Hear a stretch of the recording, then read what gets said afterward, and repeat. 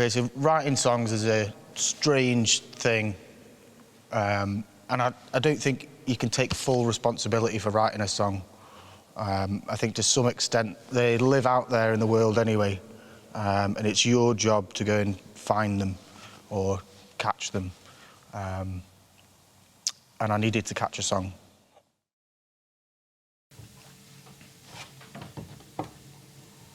Okay, so how do we go about catching a song?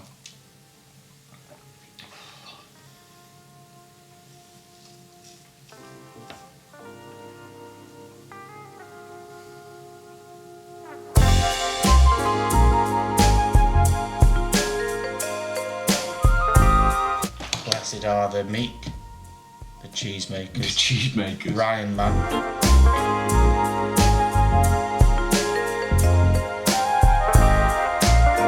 Why don't we just Google it? No.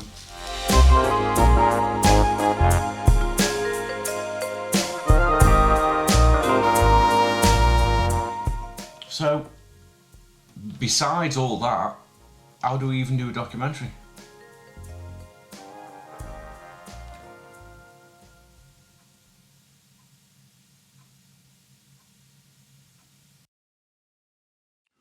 I had a rough idea of what direction I wanted to go in. I thought, stick to what we know, stick to who you know. So I got in contact with a friend of mine called Dan South, and I thought that might spark something off. So where are we, Dan? What's the crack? Akin Studios, Spode, so we've got like 43 artist studios up here.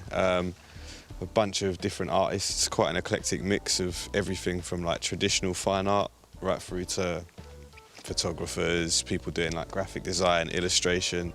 I do a little bit of everything, I guess. Self-taught photographer, analog and digital. I do a bit of painting, I do a bit of sculpture, I do a bit of installation stuff, I do a bit of textile stuff. Like I love fashion and shit. I literally do whatever the fuck I want, whatever I feel to do. Like, as an artist, I really find it important to sort of not pigeonhole myself. I really quite like this, so I turned it into a screen print and went up to entrepreneurs and just did like a little edition. I did a load of paper versions of it. And then I did some T-shirts as well of like this and another design that I've got that's also, instead of someone letting off a fire extinguisher, the other design is someone throwing a fire extinguisher up at a CCTV camera. So there's a kind of weird sort of link between fire extinguishers and screen print and putting them on T-shirts. But yeah, so they're essentially like Instax Polaroids. They're not proper Polaroids, they're like the new schooly ones. Some bloke gave me a camera about a year or two ago and just said, if you can make this work, it's yours. And then I've just started fucking with these, so it's just kind of like photography, a bit like a diary essentially. So this was one of my first screen prints that I did. Again, just like turning a photograph into like a print and then, yeah, pulling it through a screen. It's lovely, man. It's like a really nice process. Where is it? So that's like, I don't know. I do know where it is, I just don't know if I'm going to tell you. I don't know if I want that on film. Some really just nice archival prints, and then like there'll be a zine of a load of other pictures of cars and vehicles, but these are going to be the two main prints. Is there any other little bits of yeah, there is. the site you want to go have a look at? Definitely.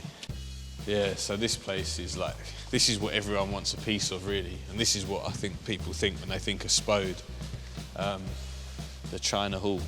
It's beautiful, isn't it? It's like such a unique space. And I think essentially, although the old building isn't obviously a living being, it definitely wants that. It wants that life. It wants to be loved.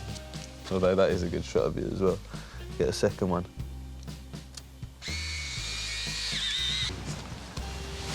Nice little missing. I'm gonna have to take a photo of that for me project.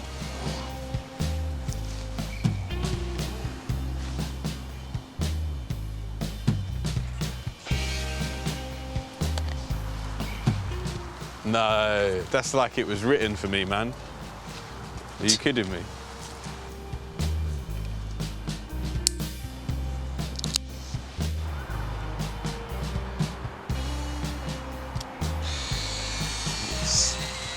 Go back round in front of me, I'm going to get a shot of you.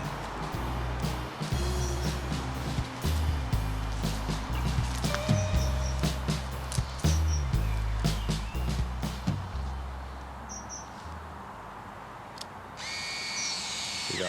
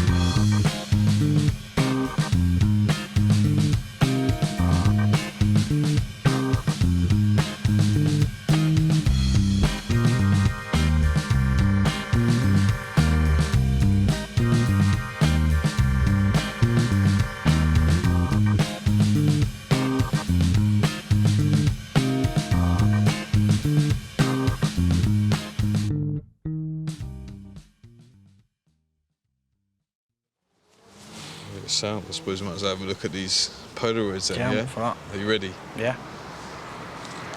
Whoa.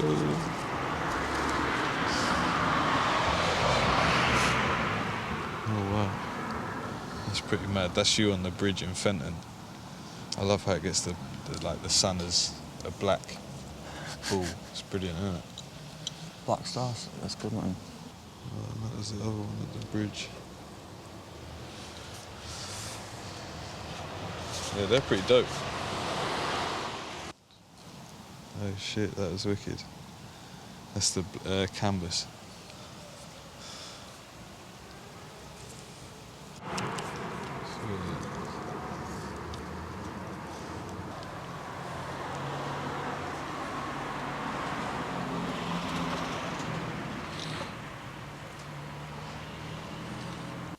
So after spending some time with Dan, I was getting sort of ideas about uncovering the unseen, and it made me think of another photographer in Stoke, rock and roll photographer, a guy called Tony Williscraft. I thought that's the next step. Tony. Hey guys, Right, team. Come on in. Mate. Come this follow way. me. This is where the magic doesn't happen.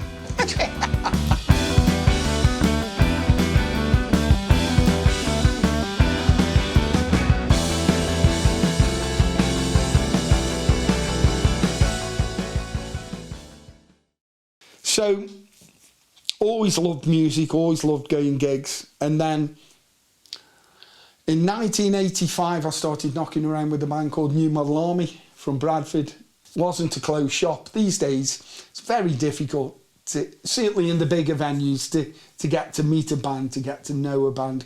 But New Model Army weren't like that. We spent the first 2 years of my life, my dad was stationed in Singapore. So he used to get all the new tech from the Far East kind of thing, and he had a Kodak camera that was quite new. And he gave me the camera and said, "Do you want this?" And I was like, okay, stuck it in a bedroom drawer, forgot about it. And then it was 1 week of the summer in 87. Glorious weekend. We were going down Canvey Island, down Southend with New Model Army. And I thought, I'm going to take that camera with me. You know, have a go, take a few pictures, record the weekend kind of thing. Dad, how'd you work this?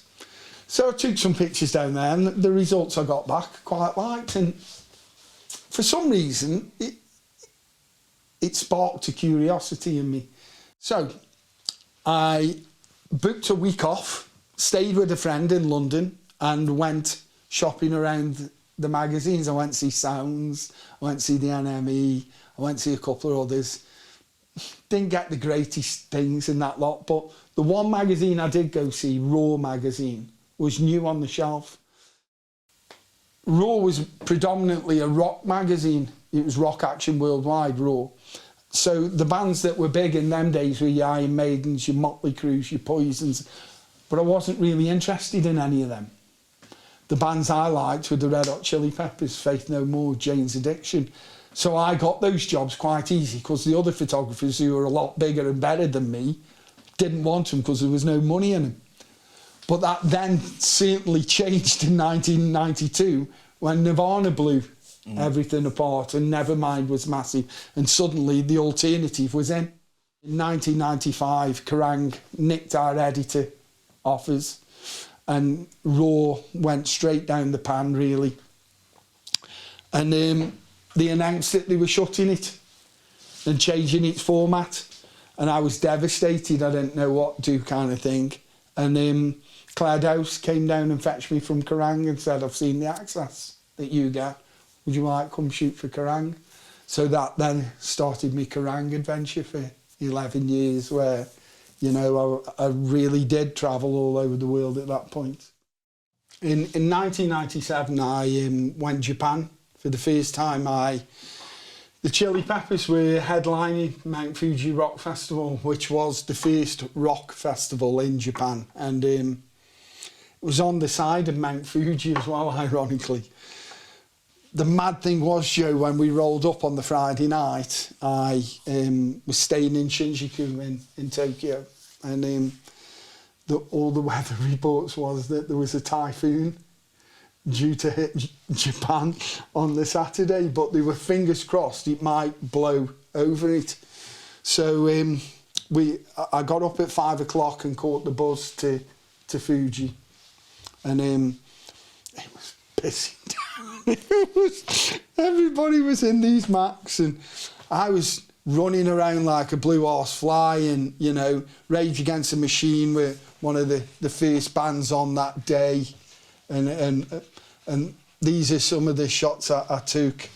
There's Tom and Zach, and I was working mainly on stage because the weather was that bad off stage and in the pit, kind of thing. It was really warm, but the weather was terrible. And you can see here that the crowd kind of like, while the band are on, have all got Macs on, and you can see the photographers have all got the lenses all covered up and everything else.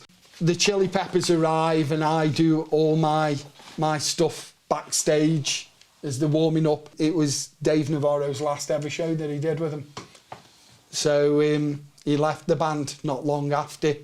So it was his last show. I covered the band, getting ready in the dressing room. I'll come to the live shots in a minute. With Flea and different bands popping in, say hello. That's Tom Morello from Rage. He came in and said hello halfway through the day. There was Keith Flint with Anthony, came in and said hello. The weather, the rain was going that bad by the time the Chili Peppers went on, because the typhoon was right over the festival. I was trying to take pictures from the distance between me and you, which is about 3 feet, of Chad playing the drums at the back of the stage. There was that much water running down the lens on my camera, it wouldn't focus. The lasting shot I've got of Dave Navarro, and it's his last moments on stage with the Chili Peppers, of him standing there playing the guitar with the floodlights coming on him from the back, but you can see the rain is like horizontal going past, and he's a blurry figure because there's water on my lens, but it's actually rain that's running down. It changed suddenly. The magazines weren't selling as many, and websites and everything else were coming along. So again, artists need content for that. So you end up then working for the artist when you can get one that will pay. And so I then started working for an agent through Getty, and then for Artist Direct, and just changed the direction of the ship, really, shooting, you know, anything that they sent me to do, from Bruce Springsteen to, you know, Elton John or whatever. And then you start working for different artists. I worked for Blur when they got back together in 2009. That then led on to doing the Plastic Beach Gorillas tour, where I went the Middle East with them for 2 weeks, which was fantastic. And then hooking up with the 1975 for the first 2 albums and different things. So I always remember this story, really. I'd spent a week with the Foo Fighters not while they actually recorded an album, while they actually wrote one, which is amazing. I spent a week at Taylor's house in Topanga Canyon, and my outlining memory of that is dun dun dun dun dun dun dun dun dun dun dun. I always remember that riff, and then that was all my life. And I was there when they actually wrote that, so that's kind of like a really special moment. So you've got Socks on Cocks there that I've only ever seen them do once in 18 years of photographing them, and that's on stage with Iggy Pop at Madison Square Gardens. I've always said, Joe, out of all this, I might not be wealthy money-wise, but I'm wealthy in memories, kind of thing, you know. I've perhaps done more than 10 people will ever do in their lives, kind of thing. Really enjoy working with the guys locally with a few of the BMX things. And there's a guy called Pug who I really enjoy working with, Grant. He lives up the road. I'd really like to do a lifestyle thing on Grant, because I think he's kind of like a really unique character, because he's one of them that's all or nothing. His funny story's Barcelona, isn't he? He went all the way to Barcelona with his BMX, was there half an hour and broke his collarbone on his first ride. Grant broke my collarbone. Oh, wow. Yeah, at a gig. So we used to have like sort of scraps on stage. Yeah. You know what he's like, do you know what Yeah. I mean? But I've never won a scrap against Pugwash ever in my life. We were on stage about 2 minutes. With Fat Mess? With Fat Mess, and he broke my collarbone. First 2 minutes it was. I had to do the rest of the gig with my shoulder hanging off. Oh, nice. But no, he is a character. Yeah. Great. Well, yeah, we'll might try and catch up with him when you Yeah, go do see it. Pug. That Yeah. might be a good idea. Yeah, and definitely see if we can't go to a different location and shoot a bit of roll. So at this point, things started getting strange. I used to have Tony's posters on my walls. It's almost like the idea of double exposure was bleeding into real life. So much so that Tony was going to meet my friend, Pugwash, so we followed him.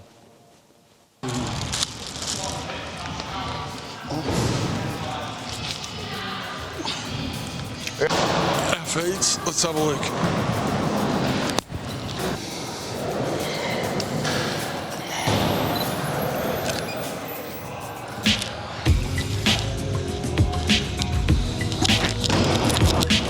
Oh.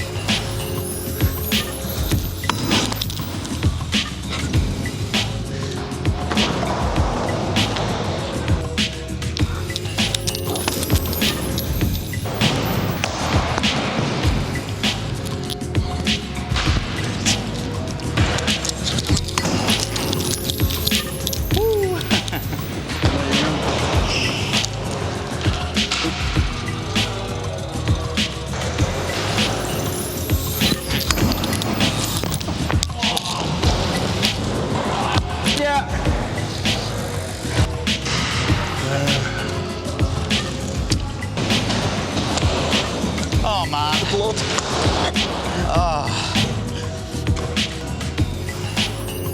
Yeah, I think I've like. I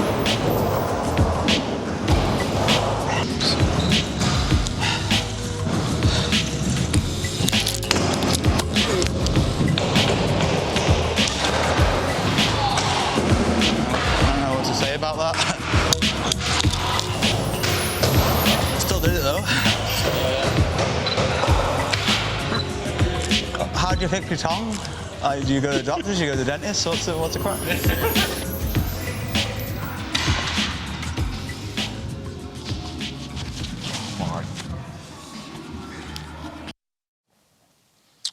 So at this stage, I felt like we'd gathered enough material. We had the bare bones of a song. So the next stage of the process was making the music, making the tune, catching the song. So I went to see my right-hand man, Jim. Tea is an important part of the recording and creative and talking process. It lubricates the throat, and an open throat means an open mind.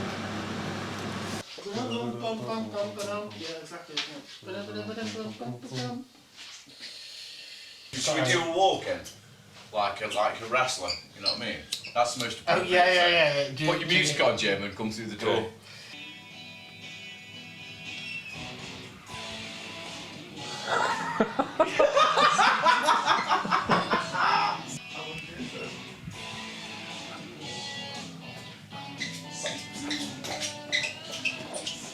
Has everyone had a wrestling entrance, or just me? Is everyone watch?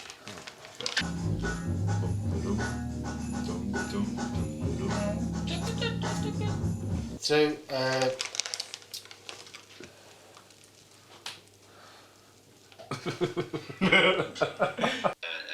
so it's like jazz hip hop meets garage is what he's trying to do.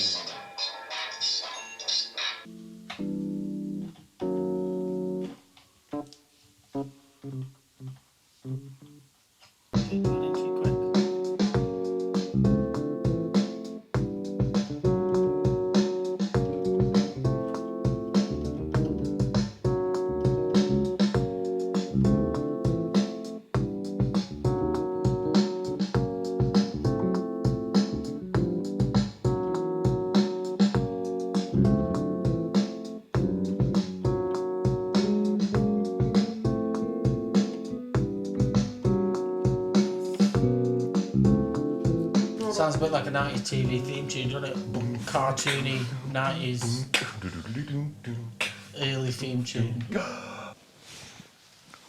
So with any creative process, you're always going to go through turbulence. You're going from one state to another state, like a birth. There's got to be some trauma involved in the process. Honestly, it's me who keeps looking back over this drunken rambling footage and going, how the fuck am I going to put this together? So if you can do some kind of little fucking thing... I understand, I get what you're getting at. I get it, right. At the same time... I'm not saying it because I'm banging my fucking teeth. No, I know. But at the same time, it's okay. Like, it's okay. It's okay for you. It's okay for you. Yeah, it's okay for me, yeah. It's not going to be okay for me when I've got time stuff. Yeah, but... Honest, it's fine. What do you want? What do you want us to do? What do you want me and Jim do? And we'll try our best to do it. What do you want us to do? Give me a minute. That's your fault, though. Do you know what I mean? Just wait. I'll get it. No, just wait then. Don't do this. Just let me get on with it. Stop doing like a preemptive thing. Stop it. Just stop. We're going. Let's go. See how meta it gets? Gets well meta. Yeah, let's just get it done. Fucking well meta. It's Well, let's fucking hurry up then. It's rolling. I'm already waiting on. for you. That's what we're waiting for you. No, but we just got all that great footage of Okay, us arguing, 1, didn't we? 2, 3. So when we started the process, we knew there was a song out there. Just didn't know which one. But we caught the right one in the end. So where my where my chair is, where my wall, Yeah. Well, what I'm thinking with that. Yeah. When he finished. Didn't like doing a gimbal action.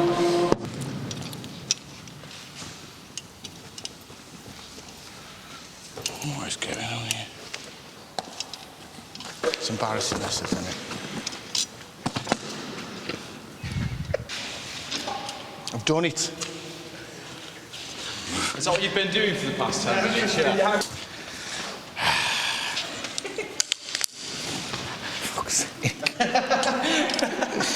It's not me though, is it? It's the thing.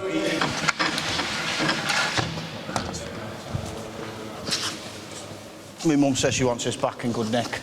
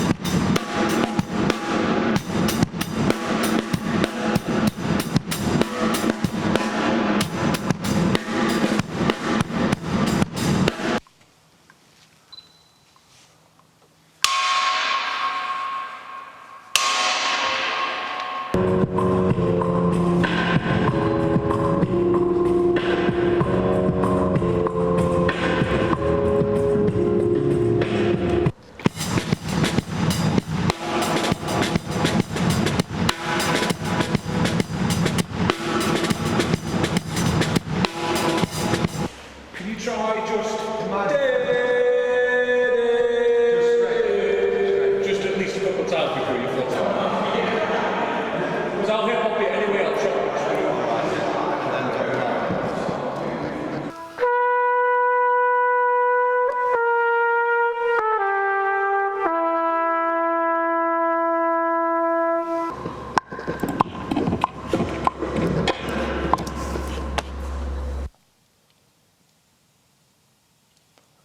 I'm still not sure how you go about catching a song, but I wouldn't have caught this one without a little bit of help. I wouldn't be here without everything that's happened before.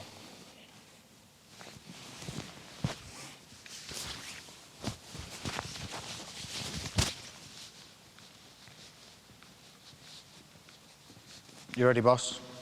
Ready?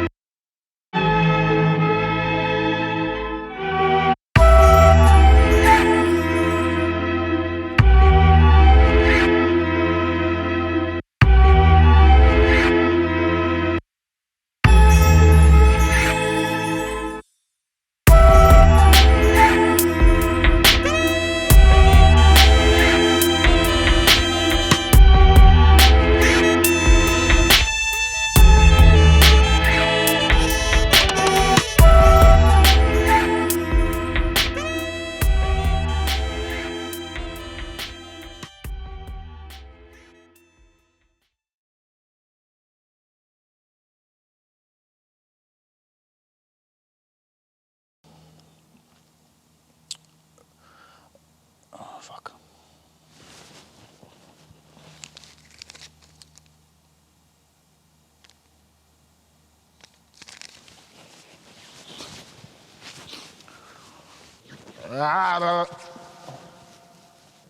I used to have fucking and things got sort of becoming fucking fucker. When we went into fuck. Now fucking what the fuck? Fucking go again. Sorry, Bertie. Fuck it.